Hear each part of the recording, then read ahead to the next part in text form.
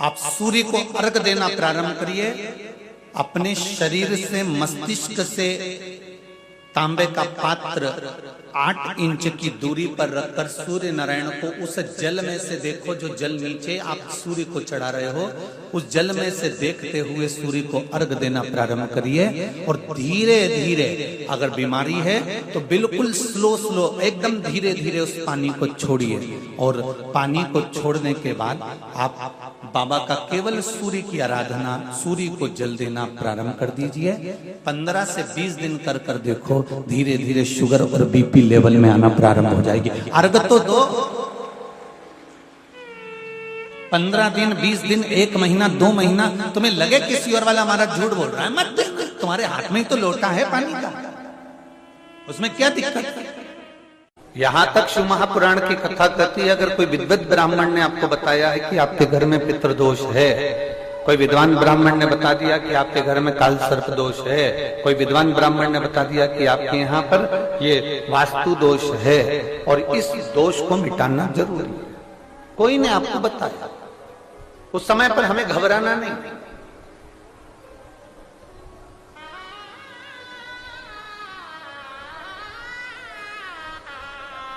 उस समय में घबराने का क्रम नहीं है।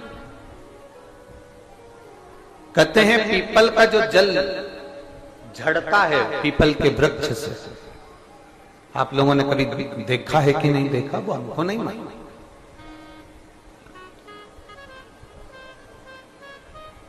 कितना भी अगर कोई वास्तु दोष बता दिया, पितृ दोष बता दिया, काल सर्प दोष बता दिया, कितना भी अगर कोई दोष बता दे, तो पीपल का जो जल वृक्ष में से झड़ता है, कभी कभी आप उसके नीचे हाथ रखकर देखना, थाली रखकर देखना, उसमें पत्थर पर देखना, तो वहां पर भी पानी के निशान आपको मिलेंगे, बूंद के निशान मिलेंगे।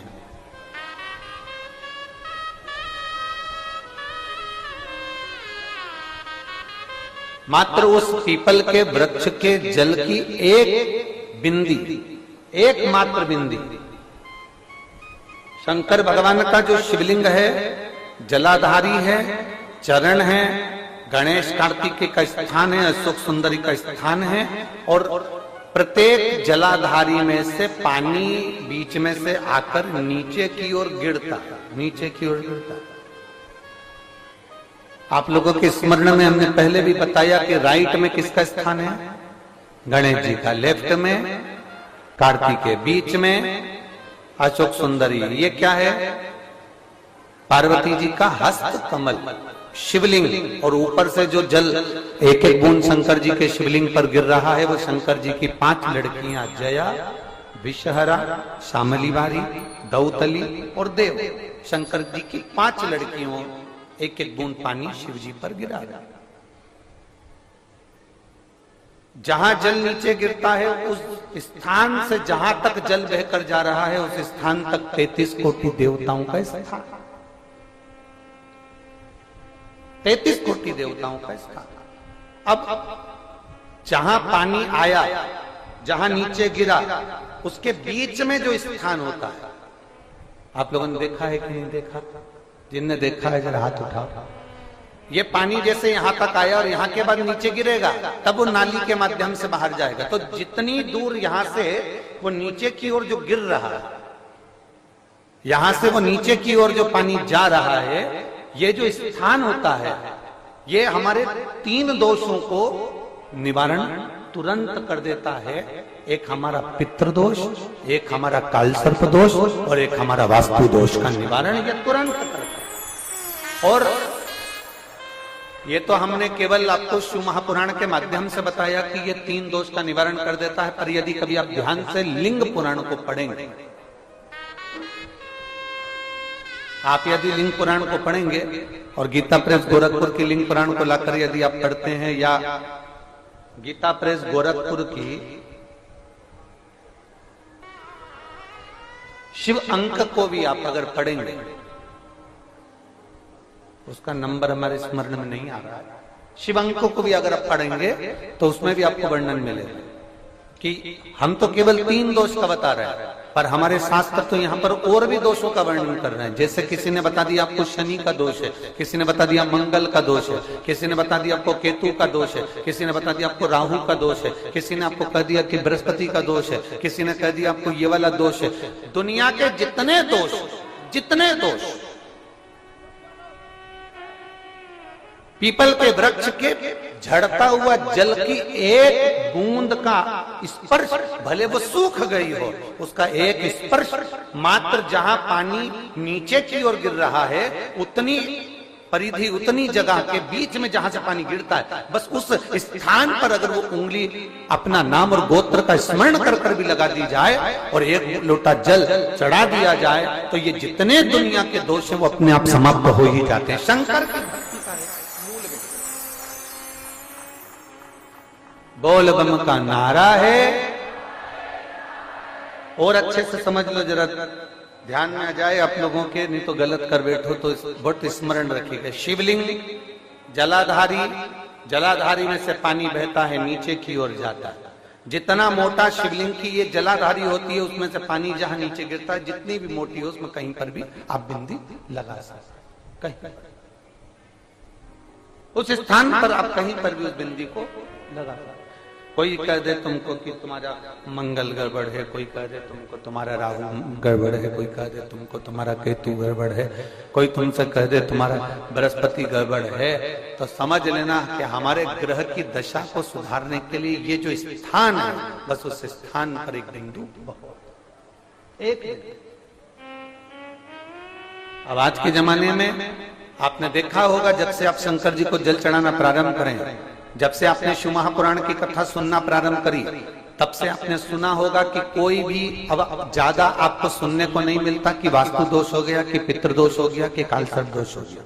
इसके पहले का जो समय था, उस समय किसी को भी पत्रिका दिखाओ, किसी के पास भी जाओ, वास्तु दोष, कालसर्प दोष, पितृदोष, ये सारे दोष चलते रहते थे। पर तुमने जो एक लोटा जल शंकर भगवान को समर्पित करा, तुम्हारा चढ़ा हुआ जल उसी स्थान से नीचे गिर रहा है जहां हमने बिंदी लगाने का बताया, वहां से नीचे गिर रहा है, तो तुम्हारा दोष जल चढ़ाते चढ़ाते अपने आप वो दोष समाप्त होता चलेगा।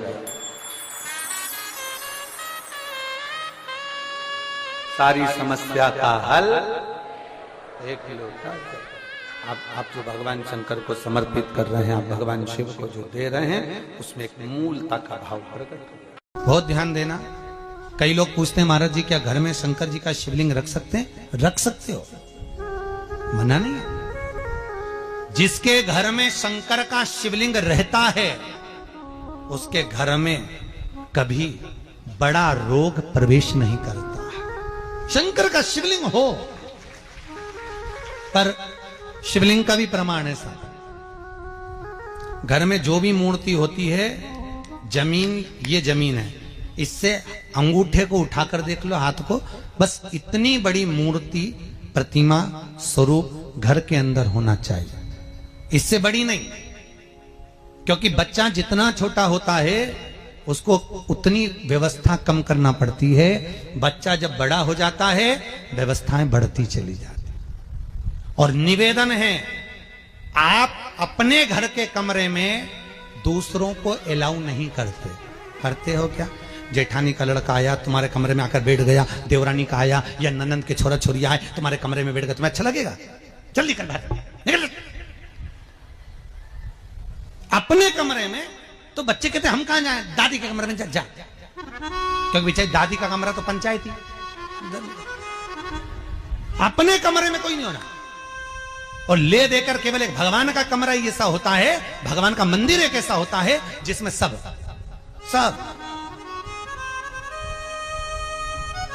तीर्थ करने गई। कहां? रामेश्वर।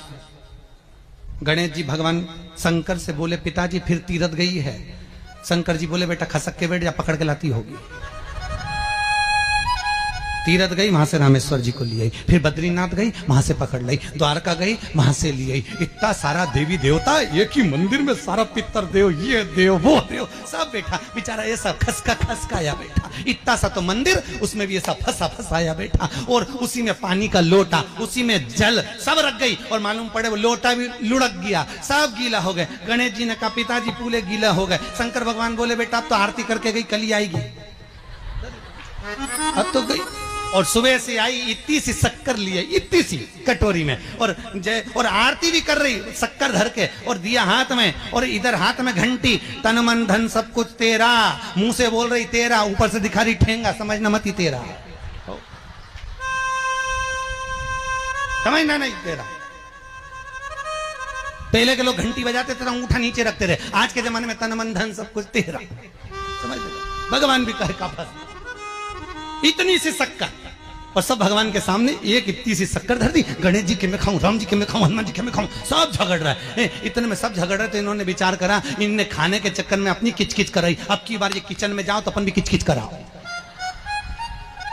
अब सारे पंडितों से पूछती फिर रही, महाराज घर में शांति नहीं, घर में शांति नहीं। अब महाराज जी के कई मालूम कि क्यों शांति नहीं, जब देवताओं का किचकिच कराएगी तो तुझे कौन छोड़ेगा, जकर किचकिच भगवान। और बचा कुचा था तो वो दिवाली दशहरा आया, जन्माष्टमी आई, इतना सारा भगवान के थाली में रख के अचार लेके रखंडे पेट गई, आज तो जन्माष्टमी है। और बच्चा कुचा तो पाउडर लिया कौन सा पीताम्बरी, उससे झगड़, ऐसा रगड़ूंगी पूरा साफ हो जाएगा। और जन्माष्टमी के दिन ऐसा रगड़ा, भगवान कह रहे राधा आज मेरा जन्मदिन और ये मुझे घस रही। भगवान बोले अब घस लेने दे। राधा जी बोली कोई बात नहीं, बाद में मैं उपटन लगा दूंगी प्रभु, अब इसका जन्मदिन आंदे, जैसी करनी वैसी भरनी। अब खुद का जन्मदिन आया, शादी की सालगिरह आई, पति के साथ जा रही थी मंदिर में दर्शन करने, स्पीड ब्रेकर पे से ऐसी फिकाई, सब दूर से घस आई। 4 दिन तक हॉस्पिटल में पड़ी रही, सब मिलने आए, जी कैसे हो गया, मेरा तो बताओ मंदिर जा रही थी और घिसा गई। भगवान बोले तूने मेरे जन्मदिन पे घसा, तेरे जन्मदिन में मैंने घसा, हिसाब बना, और घस ले घस ले।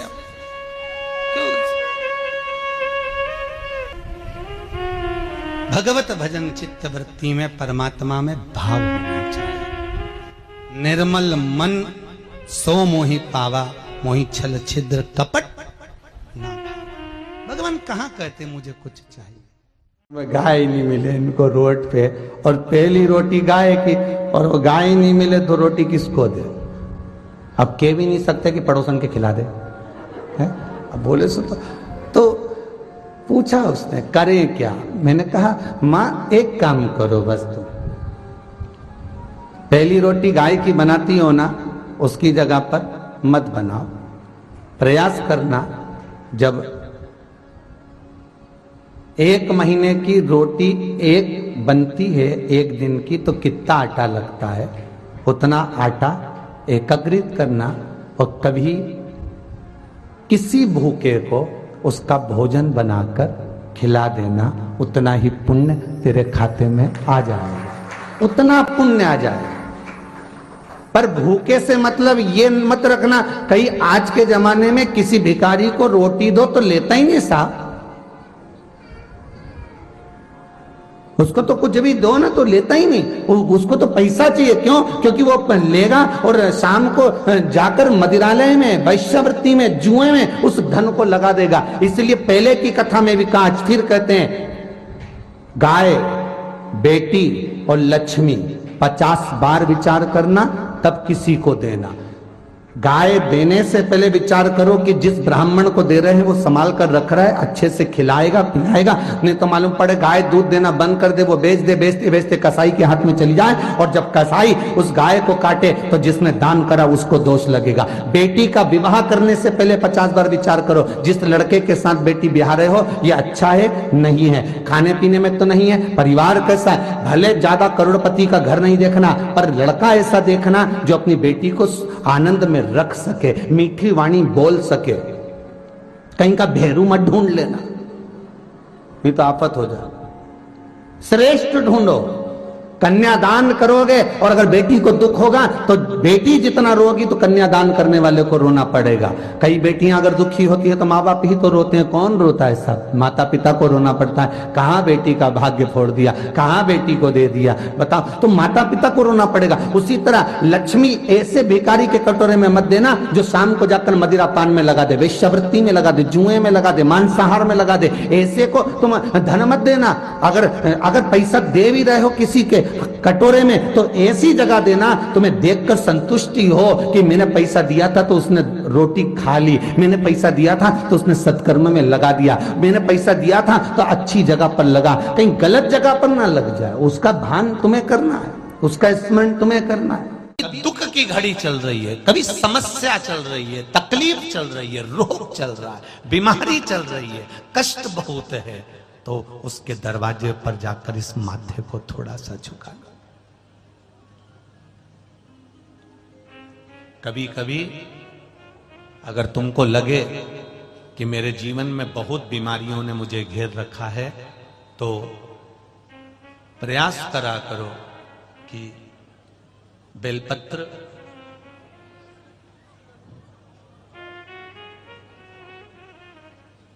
जो ये बेलपत्र होती है, इस बेलपत्र की जो ये डंडी होती है, इस बेलपत्र को अशोक सुंदरी वाली जो जगह होती है वहां पर इसका चढ़ाकर डंडी का जो भाग है वो शिवलिंग की ओर हो जाए, और यहीं से जल चढ़ाते चढ़ाते चढ़ाते चढ़ाते अशोक सुंदरी से जल चढ़ाते चढ़ाते ओमकार जैसा, ओमकार जब हम अशोक सुंदरी से चालू करेंगे तो वो जल पहले गणेश जी के पास जाएगा, फिर वापिस अशोक सुंदरी के पास आएगा, अशोक सुंदरी से कार्तिकेय के पास जाएगा, कार्तिकेय